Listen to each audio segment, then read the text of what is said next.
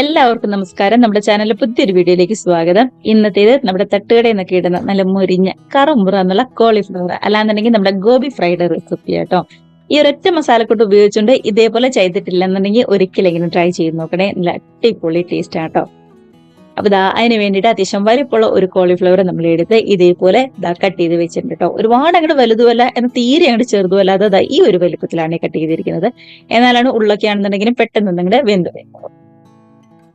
Cut ചെയ്തതിന് ശേഷം ഒരു 2-3 തവണ നന്നായിട്ട് കഴുകി വെള്ളമൊക്കെ കളഞ്ഞതിന് ശേഷം ശരിക്കും തിളപ്പിച്ച വെള്ളത്തിലേക്ക്, അതായത് ഉപ്പിട്ട് നന്നായിട്ട് തിളപ്പിച്ച വെള്ളം ഇതിനകത്തേക്ക് അങ്ങോട്ട് ഒഴിച്ചു കൊടുക്കുക. നല്ല ചൂടിനോട് കൂടി തന്നെ ഒരു 10 മിനിറ്റ് അത് അങ്ങനെ തന്നെ ഇരിക്കട്ടെ. എന്തെങ്കിലും പുഴുക്കളോ അങ്ങനെ എന്തെങ്കിലും ഉണ്ടെങ്കിൽ പൊക്കോളും. അതിനുശേഷം നന്നായിട്ട് ഒരു അരിപ്പയിലൂടെ അരിച്ച് വെള്ളമൊക്കെ നന്നായിട്ട് കളഞ്ഞതിന് ശേഷം മറ്റൊരു ബൗളിലേക്ക് മാറ്റി കൊടുക്കാം. ഇനി കോട്ടിങ്ങിന് വേണ്ടിയിട്ട് കുറച്ച് കുരുമുളക് പൊടിയും ഗരം മസാലയും അതേപോലെ തന്നെ ഒരു 3 ടേബിൾ സ്പൂൺ എടുത്ത് കോൺഫ്ലവറും കൂടി ചേർത്ത് നന്നായിട്ട് തന്നെ ഒന്നുകൂടെ മിക്സ് ചെയ്ത് ആദ്യമേ മാറ്റി വെക്കാം കേട്ടോ. ഇതിന്റെ ഉള്ളിലെ മസാലയിലൊക്കെ ആണെന്നുണ്ടെങ്കിലും നന്നായിട്ട് തന്നെ ഒന്ന് പിടിക്കാൻ വേണ്ടിയിട്ടാണ്. ഇനിയിപ്പം മെയിൻ കോട്ടിങ്ങിന് വേണ്ടിയിട്ട് ഒരു 1/2 കപ്പ് മൈദയും അതേപോലെ തന്നെ ഒരു 1/4 കപ്പ് നമ്മുടെ കോൺഫ്ലവറും കുറച്ച് മല്ലിയിലയും അതേപോലെ തന്നെ കറിവേപ്പിലയും ചേർത്ത് കൊടുക്കുന്നുണ്ട്. എരിവിനും കളറിനും വേണ്ടിയിട്ട് നമ്മുടെ മുളക് പൊടിയും ഇഞ്ചി വെളുത്തുള്ളി പേസ്റ്റും കൂടെ തന്നെ 2 ടേബിൾ സ്പൂൺ അരിപ്പൊടിയും ആവശ്യത്തിന് ഉപ്പും.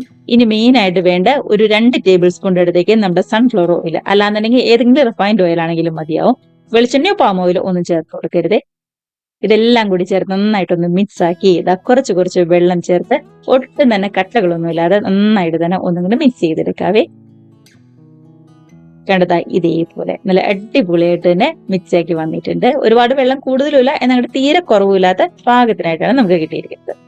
ഇതിലേക്ക് നമ്മൾ മിക്സ് ചെയ്ത് നേരത്തെ മാറ്റിവെച്ച കോളിഫ്ലവറും കൂടി ചേർത്ത് നന്നായിട്ട് തന്നെ ഒന്നും കൂടി കോട്ട് ചെയ്തെടുക്കുന്നുണ്ട്. ഇനിയിപ്പോൾ റെസ്റ്റ് ചെയ്യണമെന്നുണ്ടെങ്കിൽ ഒരു 1/2 മണിക്കൂറെങ്കിലും ഫ്രിഡ്ജിലൊക്കെ വെച്ചിരുന്നാൽ മാത്രം മതി കേട്ടോ. ഞാനിപ്പോൾ റെസ്റ്റ് ഒന്നും ചെയ്യാൻ വെക്കുന്നില്ല. നേരെ നല്ല ചൂടായ ഓയിലിലേക്കിട്ട് ഇങ്ങനെ ഫ്രൈ ചെയ്തെടുക്കുകയാണ് ചെയ്യുന്നത്.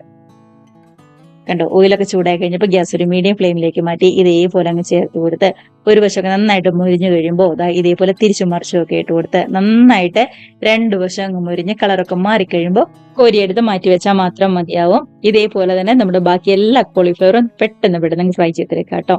ഇനിയിപ്പോൾ ഏറ്റവും ലാസ്റ്റ് ആയിട്ട് നല്ലൊരു ഭംഗിക്ക് വേണ്ടി കുറച്ച് കറിവേപ്പിലയും അതേപോലെ തന്നെ കുറച്ച് പച്ചമുളകും ഇതേപോലെ നീളത്തിൽ കട്ട് ചെയ്തും കൂടി അതേ വെളിച്ചെണ്ണയിലേക്ക് തന്നെ ചേർത്ത് ഒന്നും കൂടി ഫ്രൈ ചെയ്തെടുക്കുന്നുണ്ട്. വെളിച്ചെണ്ണയല്ല ഓയിലിലേക്ക് ചേർത്ത് ഫ്രൈ ചെയ്തെടുക്കുന്നുണ്ട് കേട്ടോ.